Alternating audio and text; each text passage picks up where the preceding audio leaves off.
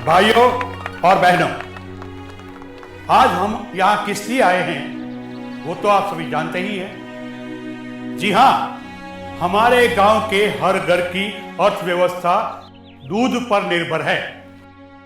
जैसा दूध वैसा दाम, अच्छा दूध अच्छे दाम। इस वर्ष दूध स्पर्धा में एक नया रिकॉर्ड बना है। इस वर्ष की दूध स्पर्धा की विजेता है चुनीलाल की चमक छल्लो। चम्मच छल्लो, मेरी चम्मच छल्लो, मेरी चम्मच छल्लो। आजा आजा आजा। धन्यवाद, बहुत बहुत धन्यवाद। अरे सब चौंक क्यों गए? मैं ही बोल रही हूं। माफ कीजिए, मैं ये अवार्ड नहीं ले सकती। इस अवार्ड के असली हकदार तो मेरे मालिक चुन्नीलाल हैं। उनके बिना मैं इस मकाम पर नहीं पहुंच पाती। वे रोज मुझे इतने प्यार से नहलाते हैं, पौष्टिक आहार देते हैं, मेरी देखभाल करते हैं और तो और मुझे सही समय पर टीका भी लगवाते हैं। इसी वजह से मुझे आज तक कोई बीमारी नहीं हुई और मैं तंदुरुस्त रहती हूं। अब वो मुझे इतना करे प्यार तो भला कैसे करूं मैं दूध देने से इनकार? अरे मेरी चम्मच छल्लो, बस कर। अब रुलाएगी क्या? हा? भाइयों और बहनों, सीधी सी बात, गाय और भैंस को अगर हम निरोगी रखेंगे तभी वो अच्छा दूध दे पाएंगी ना। और पशु को निरोगी रखने के लिए वैक्सीनेशन ये सबसे सरल और सस्ता उपाय है। और अब तो हर छोटे मोटे गांव, शहर और कस्बे में ये वैक्सीनेशन कैंप होते हैं। सरपंच साहब भी हमारे गांव में हर साल 2 बार ये कैंप लगाने वाले हैं। मैंने टीकाकरण में भाग नहीं लिया क्योंकि मैंने सुना था टीकाकरण से पशुधन कुछ दिनों के लिए दूध देना बंद कर देते हैं। ये मेरी सबसे बड़ी भूल थी।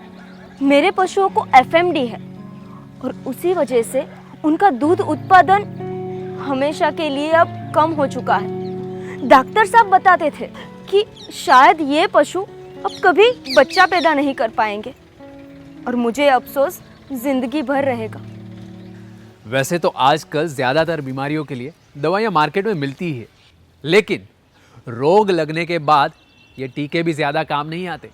रोग होने की संभावना के 1 महीने पहले ही हमें टीका लगवा देना चाहिए। और हाँ, टीकाकरण के 2 से 3 हफ्ते पहले कृमिनाश यानी कि डीवॉर्मिंग कराना मत भूलना, ये भी इतना ही ज़रूरी है। अरे रामलाल, तुमने अभी तक चमेली की टैगिंग नहीं करवाई? मैंने बताया था ना, कितने काम की चीज़ है ये। अरे ये कोई मामूली कान की पट्टी नहीं है। इसके अंदर एक नंबर होता है जिसके ज़रिए पशु की सभी जानकारी कंप्यूटर में डाली जाती है। कौन सा टीका लगवाया है, कौन सा बाकी है, पिछले सालों में कौन सी बीमारी पशु को लगी थी, ये सभी जानकारी रखी जाती है। तो याद रख के कल ही करवा लेना। खुशहाल होगा जीवन आपका जो करवाएंगे वैक्सीनेशन पशुओं का। आपके पशुधन को तंदुरुस्त रखने के लिए और ज्यादा दूध पाने के लिए इस सूत्र को ध्यान में रखें। स म त ड़। स से सेहत। टीका लगाते वक्त पशुधन अच्छी सेहत में होना चाहिए। म से महीना।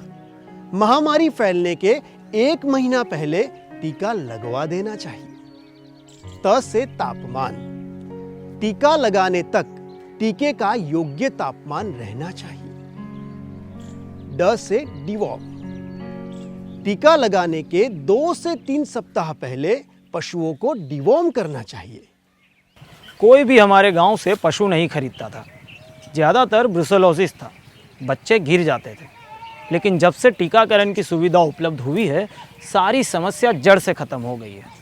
हर मादा बछड़े को 4 से 6 महीने तक टीका लगा दिया जाता है और अब दूर दूर से लोग हमारे गांव में पशु खरीदने आते हैं। मुझे तो ब्रुसेलोसिस रोग का टीका भी लगवा दिया था जब मैं सिर्फ 8 महीने की थी। अब मुझे नहीं होने वाली ये महामारी। और हाँ, मेरी जैसी क्रॉस ब्रीड गाय को तो थैलेरियोसिस का टीका लगवाना भी बहुत जरूरी होता है। अब आई बात समझ में? लगवाएंगे ना टीका सही समय पे?